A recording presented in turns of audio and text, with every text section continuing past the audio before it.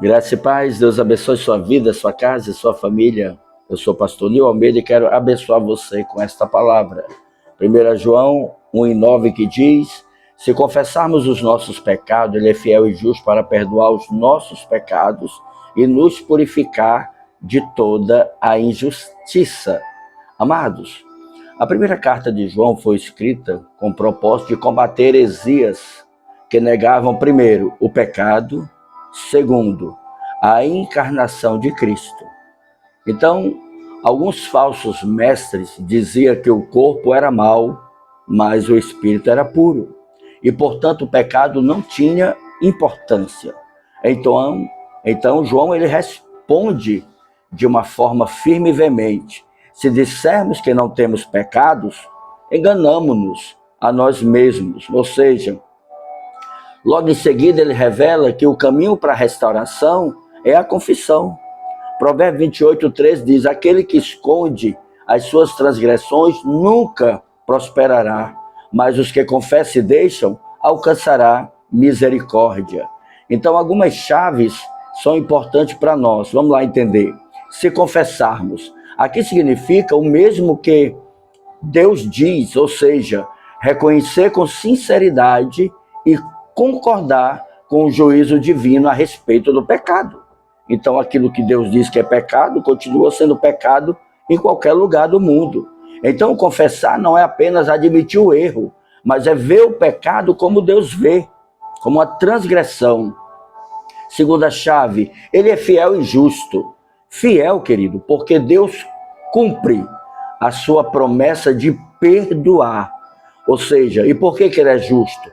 Porque o sangue de Cristo já pagou o preço, né? E isso é extremamente importante. Deus não é injusto em perdoar, pois o sacrifício de Cristo, ele satisfaz toda a justiça divina.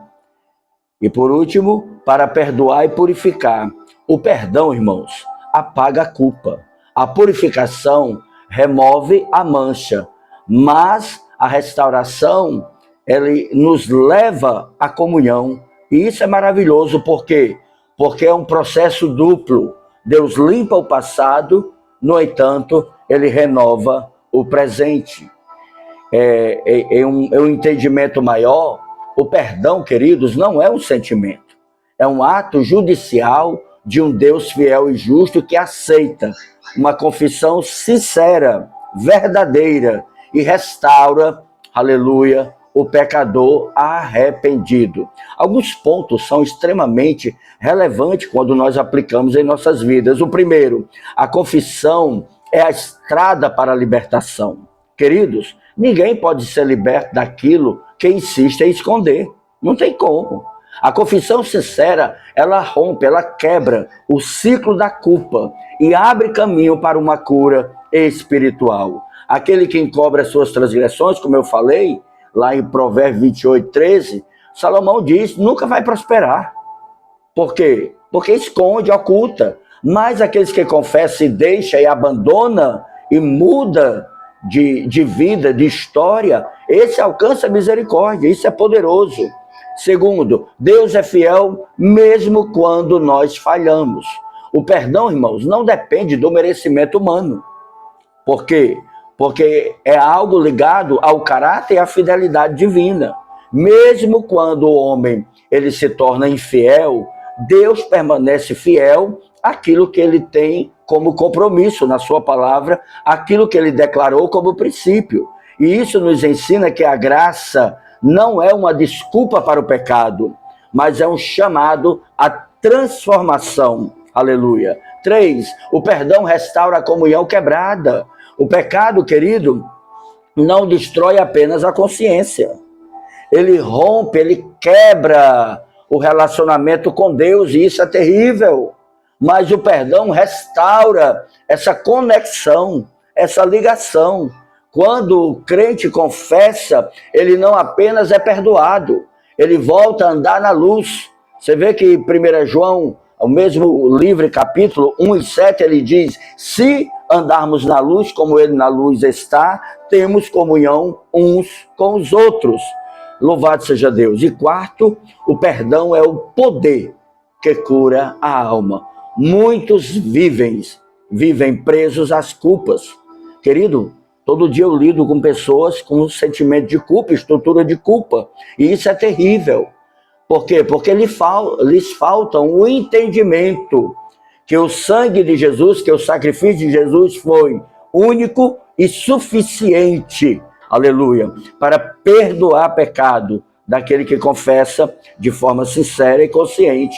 Então a confissão não é sinal de fraqueza, mas de maturidade espiritual. Todo aquele que confessa o seu pecado, ele está saindo da rota da culpa para entrar em um retorno de restauração. Há uma nova rota de Deus para as nossas vidas. Aquele que confessa, querido, vence primeiro o orgulho. Olha só.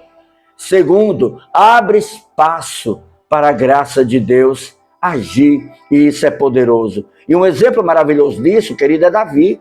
O rei Davi, o maior exemplo de um homem que pecou, confessou e foi restaurado. Depois do seu adultério com Betseba e o seu assassinato, de Urias, Davi foi confrontado pelo profeta Natã, e em arrependimento ele escreve o Salmo 51. É interessante que no Salmo 51, verso 4, ele diz: pequei contra ti somente, e fiz o que era mal perante aos teus olhos. Queridos, ele não se justificou, ele não culpou ninguém, ele confessa a sua iniquidade, o seu pecado, e assume toda a responsabilidade. Por isso Deus o perdoou e o restaurou como rei, aleluia, querido, e como homem de Deus. Você vê que em Atos Paulo diz que Davi era um homem segundo o coração de Deus. Então Davi nos ensina que não há pecado tão grande que a confissão sincera não possa ser perdoada, nem a quebra ou a queda tão profunda que o arrependimento não possa levantar e restaurar.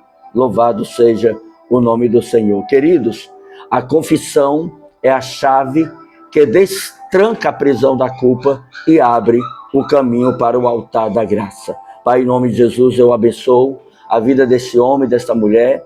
Eu abençoo a sua casa, a sua família. Eu declaro sobre você um novo tempo, um novo entendimento. Eu declaro sobre você uma graça que venha quebrar, romper e destruir toda ação maligna, todo engano, toda estrutura de culpa seja quebrada na tua vida, toda estrutura de orgulho caia por terra, mas o Espírito Santo lhe dê a graça, o entendimento de confessar, de abrir mão de todo esse mal e ser restaurado e restituído em nome de Jesus. Se você precisa de ajuda, procure pessoas certas para lhe ajudar. E não se esqueça, há um Deus dos céus olhando para você, há um Deus dos céus preocupado com você, mas há um Deus dos céus que ama você. Deus te abençoe, compartilhe com quem você ama. Não se esqueça, se inscreva no canal. Um abraço e a paz.